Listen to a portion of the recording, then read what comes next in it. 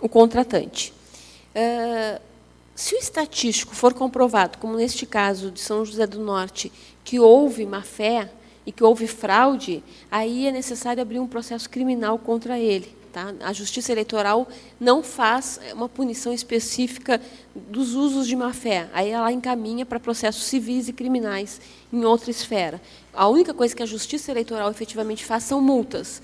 E depois faz encaminhamentos para que as partes discutam isso em outros fóruns. Inclusive, os ajustes da lei eleitoral esse ano começaram a discutir o que aconteceu até 2014. Quando o partido tinha acesso ao sistema interno, o Instituto chegava lá e cobrava do partido e dizia o seguinte: olha, para eu te dar essas cópias todas, eu vou te cobrar lá R$500 para te tirar xerox de tudo isso, né? Vamos imaginar. E aí começou, o Tribunal Eleitoral disse assim: não, isso aqui não é uma discussão do Supremo Tribunal, ele não vai discutir quem tem que te pagar as cópias. Ou haja uma negociação entre as partes, ou vá para o campo cível para fazer essa discussão. Então, ele se abstém deste processo. A única coisa de punição que a Justiça Eleitoral faz é multa e depois faz encaminhamento para outros fóruns. Eu não sei como está o tempo, mais um minuto. Última pergunta, então. Sabedor de que as pesquisas eleitorais podem influenciar o resultado de uma eleição, quais as restrições ou alterações legais capazes de coibir essas fraudes eleitorais, que são as pesquisas, no caso, e o que poderia ser inovado nesse sentido? Aquilo que aconteceu na publicação, por exemplo, da cidade de São José do Norte, ou até do processo eleitoral, como nós falamos, do Olívio Dutra versus Lazier Martins, não vai acontecer agora, porque a Justiça Eleitoral fez um adendo à lei e definiu que até 5 dias antes não se publica pesquisa. O que já é um bom indicador, porque este eleitor volátil, que define no processo eleitoral, ele vota nessa última semana. É o que a gente chama de tempo da política. O que é o tempo da política para esse eleitor que não gosta de política? E esses 10%. Só na última semana é que ele vai definir. E, pasmem, 5%, ou metade desses 10%, né, 5% do eleitorado, juntam o santinho no colégio eleitoral que ele vai votar. Não é à toa que vocês percebem os partidos políticos sujando todos os colégios eleitorais. Por quê? Porque 5% da população cata um santinho no dia da eleição e vota a partir do santinho que está no jogo, no chão. Por isso que vocês vão votar e enxergam assim as calçadas do colégio eleitoral, onde vocês forem, em qualquer parte deste país, tapadas de santinhos eleitorais. Porque 10% decidem com base nas pesquisas eleitorais e escolhem, principalmente, esses 5% escolhem para cargos legislativos. No caso, principalmente numa eleição de deputado e senador, então, se ele achar um santinho com todos os nomes marcados, ele já vai ali. Porque isso diminui o trabalho dele, otimiza a facilidade do eleitor. Ah, mas parece que ele não é racional. É que, como ele não gosta de política, não acredita, ele acha que qualquer nome que ele votar vai dar em porcaria na cabeça do eleitor. Então, ele diminui os custos do seu trabalho. Muito obrigado, senhora Elise Hardman. Encerro e passo a palavra ao apresentador oficial do evento. Muito obrigado.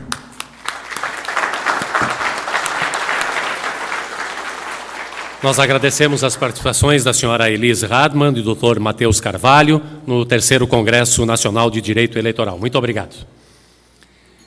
Nós daremos continuidade imediata às atividades do 3º Congresso Nacional de Direito Eleitoral, agora com o desenvolvimento do tema Condutas Vedadas, com a participação do nosso palestrante, Dr. Décio Itiberê Gomes de Oliveira, a quem convidamos a compor o nosso palco, juntamente com a mediadora dos trabalhos, a advogada doutora Larissa Martins da Silva.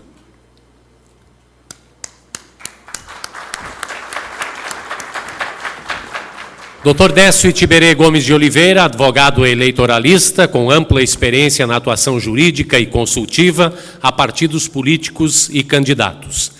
Atuou como coordenador de campanhas em eleições majoritárias para o governo do Estado do Rio Grande do Sul. Idealizador e realizador do Congresso Nacional de Direito Eleitoral, membro da Comissão Eleitoral da OAB Seção Rio Grande do Sul e membro da Comissão Eleitoral do Conselho Federal da Ordem dos Advogados do Brasil. Com a palavra, então, para a condução dos trabalhos deste painel, a doutora Larissa Martins da Silva. Boa tarde a todos. Dando seguimento, então, na nossa programação, o Dr. Décio nos falará sobre condutas vedadas. Passo a palavra, desde logo, ao Dr. Décio. Boa tarde a todos. Eu, inicialmente, quero fazer um agradecimento a todos os participantes deste evento. Vocês são a causa da realidade e do sucesso deste congresso. Agradecer especialmente a todos os palestrantes que concordaram e vieram aqui a brilhantar este evento. Sem eles, isto não seria capaz. E dizer a vocês que, com toda certeza, daqui 2 anos, nós estaremos realizando o 4º Congresso Nacional de Direito Eleitoral, com pequenas modificações. Uma que será, com quase toda certeza, na sede do Ministério Público, ali nas Torres Gêmeas. A outra, que nós vamos enviar um questionário para vocês, esperando sugestões, mas já praticamente antecipando que será iniciado na quarta-feira, talvez ao meio-dia, para encerrar na sexta-feira, ao meio-dia, a fim de possibilitar o retorno dos participantes a seus locais de domicílio, que muitas vezes fora do Estado ou no interior do Rio Grande do Sul. E dizer já, nós participamos rapidamente em Curitiba, de um evento de direito eleitoral, com toda certeza o maior evento de direito eleitoral do país, com 2.200 participantes. O doutor Matheus se encontrava lá também. Mas um participante aqui, pelo menos, veio questionar. Lá era palestrante, um depois do outro, sucessivamente, sem oportunizar aos participantes qualquer tipo de questionamento. Então, quem chegou lá com dúvidas, com toda certeza, saiu com mais dúvidas ainda. Então, a nossa modalidade, acho que está adequada de proporcionar que a gente haja uma integração e as dúvidas sejam, pelo menos, esclarecidas, ajustadas ou aprofundadas. E dizer que os elogios que eu recebi, eu transmito esses elogios à equipe organizadora. E agradecer também às minhas colegas do escritório, na pessoa da doutora Larissa, que teve maior envolvimento com este evento. E dizer uma coisa para vocês, o seguinte: ontem eu fui jantar com o doutor Olivar, com o doutor Alckmin, e me convenceu, ele já tinha colocado aqui, e nós deveremos, nós advogados, levar isto aos nossos clientes, que a contratação de advogado seja imediata, para pré-campanha.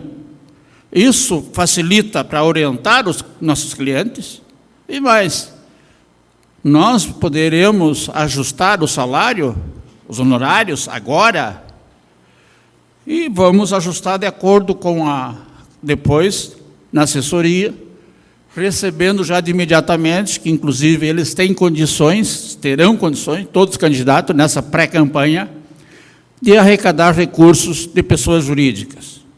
Então, eu acho, como o doutor Olivar disse, a campanha se ampliou, não reduziu como tem. Reduziu foi o tempo dos candidatos fazerem campanha. Aquilo também que eu já havia falado, de que candidato que for impugnado, dificilmente terá chance de concorrer. Os fatos são 5 dias para fazer a impugnação, 7 para contestar, 4 para fazer as audiências, 5 de alegações finais, 2 para o juiz proferir sentença. Terminou a campanha. Outra constatação, os recursos para o TRE dificilmente serão apreciados. Não tem como. Isso vai... Então, vai ser muito... Eu entendo que vai ser muito judicializada esta eleição. E os recursos serão julgados depois do resultado das eleições. Vai ser uma situação muito desagradável. Então, tentaram reduzir o período de campanha, mas não fizeram as outras adaptações. Uma delas, que também já saímos aqui com uma orientação cristalina. Os funcionários municipais que são candidatos a vereador, ou a prefeito, o vice, eles deverão, têm por lei a obrigação, o dever de se afastarem 3 meses antes.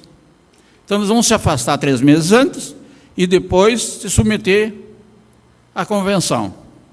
Nós recomendamos que os prefeitos, no momento que o funcionário formular o pedido de afastamento, que seja exigido a comprovação de filiação partidária deste funcionário.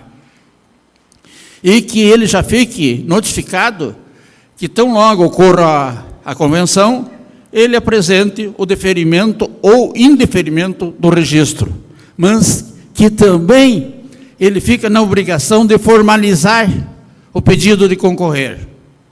Ele não pode simplesmente não manifestar perante o partido a qual ele pertence esta vontade dele de concorrer, para evitar depois uma possível sanção, representação do Ministério Público, porque foi concedida a licença para um funcionário e ele não concorreu. Então, esta postura já sai consolidada deste evento.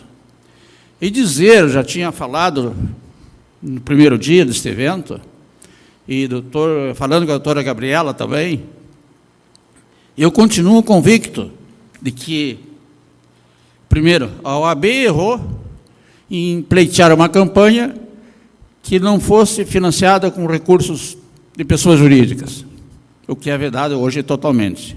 Então, eu imagino o que seria possível. Fixar limites para essas doações, fixar parâmetros. Empresas que têm trabalho junto ao município, fica vedado. Se fizer doação, não pode, durante aquela administração, participar de qualquer obra, ou ser fornecedor do município. E também proibir, como até antes ocorria, que empresas jurídicas faziam doações para todos os candidatos na majoritária. Então, esse negócio de consequências da Lava Jato, que nós agora temos que fazer terra arrasada, não. Nós temos que fazer essas adaptações. Nós temos a convicção, o que vai acontecer? Como foi falado hoje pelo Procurador Regional Eleitoral, os possíveis laranjas. Vão ser pessoas físicas, que vão emprestar o CPF e vão fazer doação. E o que pode ocorrer com toda certeza? Essas doações serão repasses. O candidato mesmo vai repassar esse dinheiro para esta pessoa física para legalizar. Então vai ser, olha, grande percentual dos municípios do estado do Rio Grande do Sul e do Brasil, o limite está na faixa dos 100 mil para prefeito, 10 mil para vereador. Nós vamos supor um município na fronteira, com grande extensão, quanto que um candidato vai gastar tão somente em combustível? Se torna inviável esse limite, não tem como. Mas nós vamos ter a certeza que sempre fizeram assim, os congressistas. As normas de direito das eleições, as mais pesadas, eles colocam para serem aplicadas numa eleição municipal. E nós vamos ter a convicção que, quando vier as eleições deles, estas normas serão alteradas. E, repito, a dificuldade sempre que nós tivemos na área do direito eleitoral, que nós somos a Lei 6490, que regula as desincompatibilizações. A Lei 9.504, que se diz popularmente a Lei das Eleições, e o Código Eleitoral, que está totalmente devasado. E o Código Eleitoral permite que o Tribunal Superior Eleitoral baixe resoluções, que é uma excrescência, regulamentando as eleições e outras situações, inclusive a fidelidade partidária, está regulamentada até hoje, sem existir uma lei, por uma resolução do Tribunal Superior Eleitoral. Resolução esta que foi previsto para cargos legislativo, jamais para o executivo. No entanto, ela vem sendo aplicada. E eles não fazem nada para ter uma lei própria e adequada para isso aí. Outra situação, sempre vem falando, e voltou à tona de novo, de proibir as reeleições. E é evidente que cria um embaraço terrível para quem vai concorrer à reeleição. Primeiro, que deveriam também exigir o afastamento do prefeito para a reeleição, para ficar mais transparente. E o município, a administração, não pode parar. E daí chega um momento que se confundem. É o administrador ou é o candidato? E fica muito tênue essa situação e essa área. Mas, sobre as condutas vedadas,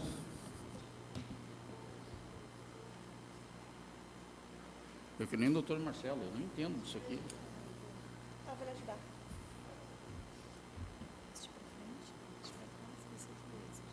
Isso aqui para quem? Tá. Então vamos começar.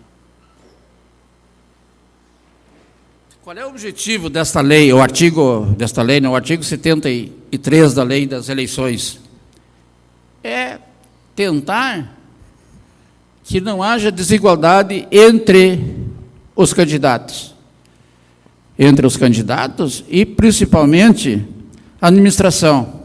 Então, tenta regulamentar, o que é muito difícil, porque sempre tem, é claro, é de uma clarividência total.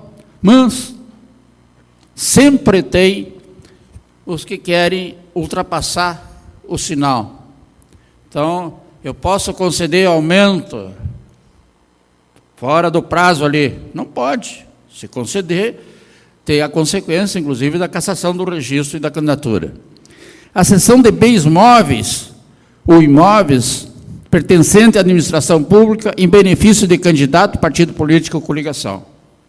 É uma coisa clara e evidente que isso não pode ocorrer, a cedência de funcionários.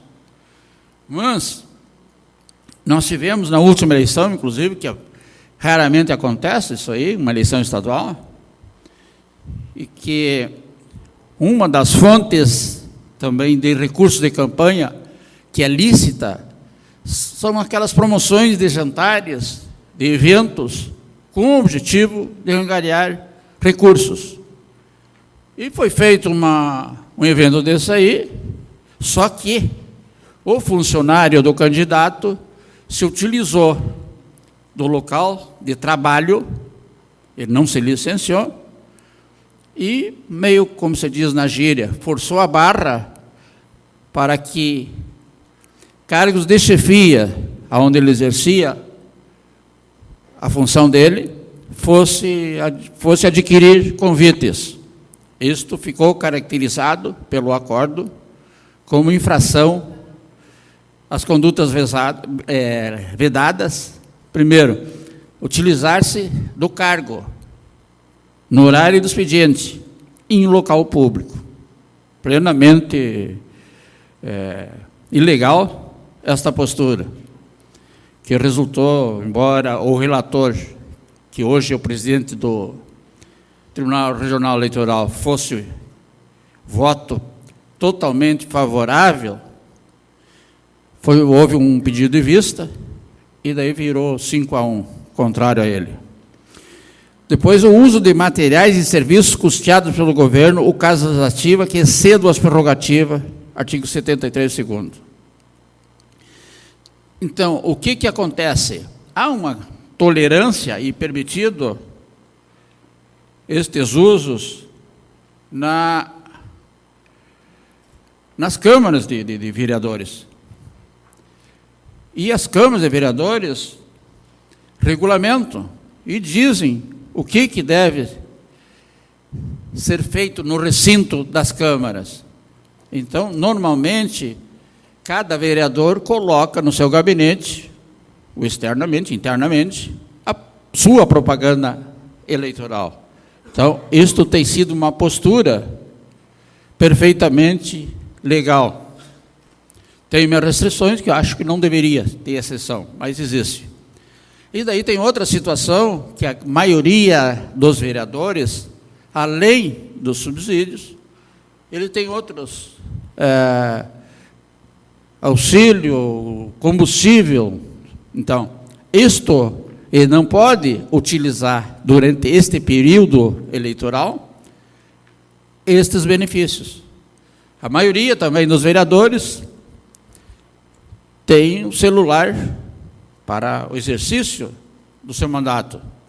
Então, não se pode ele usar o telefone celular, isso também não vale para os prefeitos, na campanha. Nós tivemos o caso de um prefeito que foi eleito e foi impugnado, que eles conseguiram, ele na véspera da eleição, ele passou não sei quantos torpedos para não sei quantos eleitores. E os caras conseguiram reproduzir esses pedidos, esses telefonemas e o pedido de voto que ele fazia. Então, perfeitamente caracterizada o uso do bem público. É proibido também nesse período a nomeação, contratação, a demissão, demissão sem justa causa, supressão ou readaptação de vantagem, remoção ou transferência de ofício e exoneração de servidor, nos 3 meses que antecedem ao pleito e até a posse dos eleitos. Ao contrário, aqui a única exceção é que o servidor pode, neste caso, ele, se for pedir a transferência, sendo de acordo também com os interesses da administração, não haveria problema nenhum. E é proibido, totalmente vedado, a transferência voluntária de recursos públicos nos 3 meses que antecedem o pleito. Também. Isto seria a caracterização de influência, tentar influenciar o eleitorado. A publicidade institucional nos 3 meses que antecedem o pleito. E aqui, além de a publicidade institucional que é proibida, e que isso atinge poucos municípios, que nem todos têm, digamos, como nas grandes cidades, a propaganda veiculada por rádio e televisão.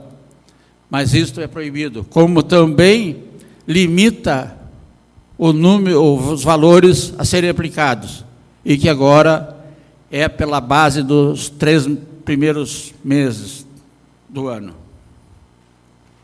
Pronunciamento, daí o caso seria de Porto Alegre, de rádio e televisão nos 3 meses que antecedem o pleito.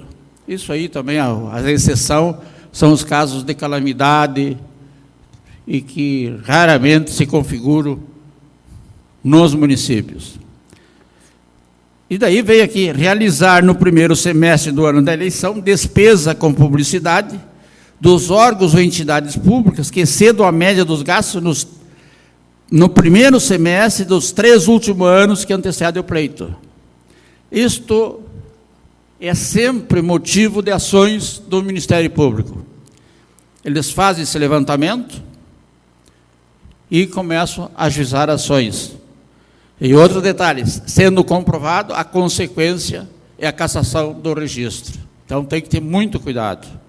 Nós já tivemos casos que o prefeito fez a contratação, primeiro pagamento, primeiro mês, ultrapassava o que ele gastou no ano todo.